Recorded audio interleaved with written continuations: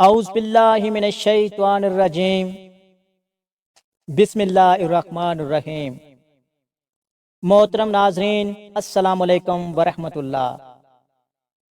جنگ خندق میں حضرت حذیفہ رضی اللہ عنہ کی جاسوسی کا واقعہ بیان کیا جاتا ہے کہ حضرت حذیفہ بن یمان رضی اللہ عنہ سے ایک شخص نے جو کوفے کا رہنے والا تھا کہا کہ اے ابو عبداللہ، تم بڑے خوش نصیب ہو کہ تم نے رسول اللہ صلی اللہ علیہ وآلہ وسلم کو دیکھا اور ان کی مجلس میں بیٹھا کرتے تھے، تو تم کیا کیا کرتے تھے؟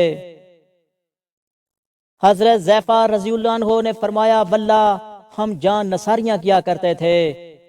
نوجوان فرمانے لگا، چاچا، اگر ہم حضور صلی اللہ علیہ وآلہ وسلم کے زمانے کو پاتے تو واللہ آپ کے پاؤں بھی زمین پر رکھنے نہ دیتے۔ آپ رضی اللہ عنہ نے فرمایا، بھتیجے لو ایک واقعہ سنو۔ جنگ خندق کے موقع پر رسول اللہ صلی اللہ علیہ وآلہ وسلم بڑی رات تک نماز پڑھتے رہے۔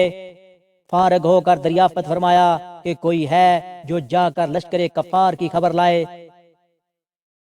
اللہ کے نبی صلی اللہ علیہ وآلہ وسلم یہ وعدہ کرتے ہیں کہ وہ جنت میں داخل ہوگا۔ کوئی کھڑا نہ ہوا کیونکہ خوف کی بھوک کی سردی کی انتہا تھی۔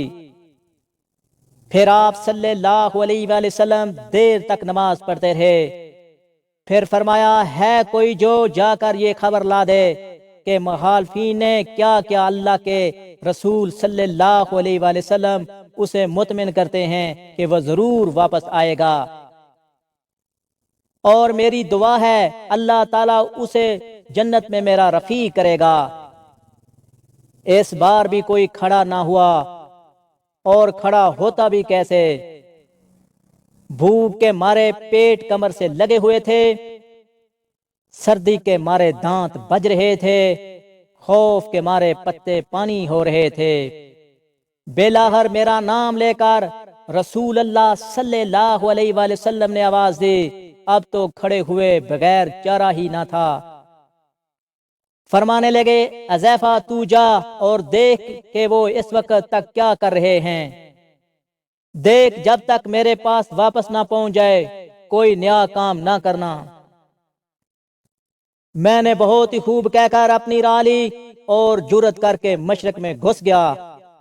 وہاں جا کر عجیب حال دیکھا کہ دکھائی نہ دینے والا اللہ کا لشکر اپنا کام پھرتی سے کر رہے ہیں۔ چولہوں پر سے دیگیں ہوا نے الٹا دی ہیں، خیموں کی چوبیاں اکھڑ گئی ہیں، آگ جلا نہیں سکتے اور کوئی چیز ہمارے ٹھکانے نہیں رہی۔ اسی وقت ابو سفیان کھڑا ہوا اور بآواز بلند آواز میں کہنے لگا، اے قریشیو، اپنے اپنے ساتھی سے ہوشیار ہو جاؤ، اپنے ساتھی کو دیکھ پال لو، ایسا نہ ہو کہ کوئی غیر کھڑا ہو۔ میں نے یہ سنتے ہی میرے پاس جو ایک قریشی جوان تھا اس کا ہاتھ پکڑ لیا اور اس سے پوچھا، تو کون ہے؟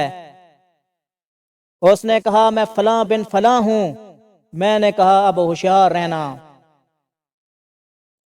پھر ابو سفیان نے کہا، قریشیو، ہم اس وقت کسی ٹھہرنے کی جگہ پر نہیں ہیں، ہمارے مویشی، ہمارے ہونٹ ہلاک ہو رہے ہیں۔ بنو قریظ نے ہم سے وعدہ خلافی کی، اس نے ہمیں بڑی تکلیف پہنچائی، پھر اس ہوا نے ہمیں پریشان کر رکھا ہے، ہم پکا کر کھا نہیں سکتے، آگ تک نہیں جلا سکتے،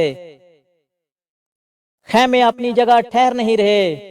میں تو تنگ آ گیا ہوں اور میں نے ارادہ کر لیا ہے کہ واپس جاؤں، پس میں تم سب کو حکم دیتا ہوں کہ واپس چلو۔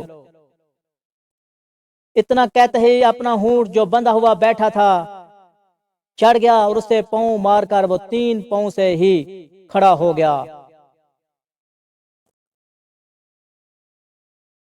پھر اس کا پاؤں کھولا۔ اس وقت ایسا موقع تھا کہ میں ایک تیر میں ہی ابو سفیان کا کام تمام کر دیتا، لیکن رسول اللہ صلی اللہ علیہ وآلہ وسلم نے مجھ سے فرما دیا تھا کہ کوئی نیا کام نہ کرنا، اس لیے میں نے اپنے دل کو روک لیا اب میں واپس لوٹا اور اپنے لشکر میں آ گیا۔ جب میں اپنے لشکر میں پہنچتا ہوں تو میں نے دیکھا کہ رسول اللہ صلی اللہ علیہ وآلہ وسلم ایک چادر کو لپیٹے ہوئے جو آپ کی کسی بیوی صحابہ کی تھی نماز میں مشغول ہیں۔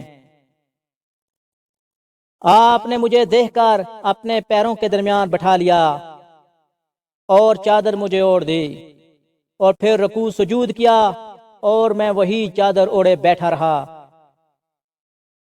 جب آپ فارغ ہوئے تو میں نے سارا واقعہ بیان کیا۔ قریشیوں کے واپس لوٹ جانے کی خبر جب قبیلہ غطفان کو پہنچی تو انہوں نے بھی سبان باندھا اور واپس لوٹ گئے۔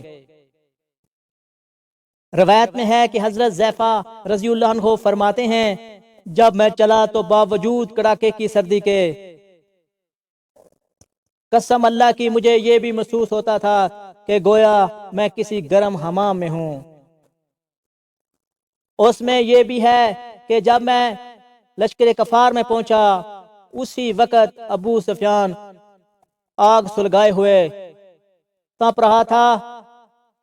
میں نے اسے دیکھ کر پہچان لیا کہ اب کمان چڑھا لیا ہے اور وہ بھی بالکل میرے سامنے ہی تھا۔ ناممکن تھا کہ میرا نشانہ خالی جائے، لیکن مجھے رسول اللہ صلی اللہ علیہ وآلہ وسلم کا یہ فرمان یاد آ گیا کہ کوئی ایسی حرکت نہ کرنا کہ وہ چکنا ہو کر جائیں۔ تو میں نے اپنا ارادہ ترک کر دیا۔ جب میں واپس آیا تو اس وقت بھی مجھے کوئی سردی محسوس نہ ہوئی، بلکہ یہ معلوم ہو رہا تھا گویا میں حمام میں چل رہا ہوں۔ جب حضور صلی اللہ علیہ وآلہ وسلم کے پاس پہنچ گیا بڑے زور کی سردی لگنے لگی اور میں کپ کپانے لگا۔ تو حضور صلی اللہ علیہ وآلہ وسلم نے اپنی چادر مجھے اوڑھ دی اور میں جب اوڑھ کر لیٹا تو مجھے نیند آ گئی اور صبح تک سویا رہا۔ پھر صبح خود رسول اللہ صلی اللہ علیہ وآلہ وسلم نے مجھے یہ کہہ کر جگایا، اے سونے والے بیدار ہو جا۔ اور روایت میں یہ بھی ہے کہ جب اس تابعی نے کہا کہ کاش ہم حضور صلی اللہ علیہ وآلہ وسلم کو دیکھتے اور آپ کے زمانے کو پاتے، تو حذیفہ رضی اللہ عنہ نے کہا کہ کاش تم جیسا ایمان ہمیں بھی نصیب ہوتا کہ باوجود نہ دیکھنے کے پورا اور پختہ عقیدہ رکھتے ہو۔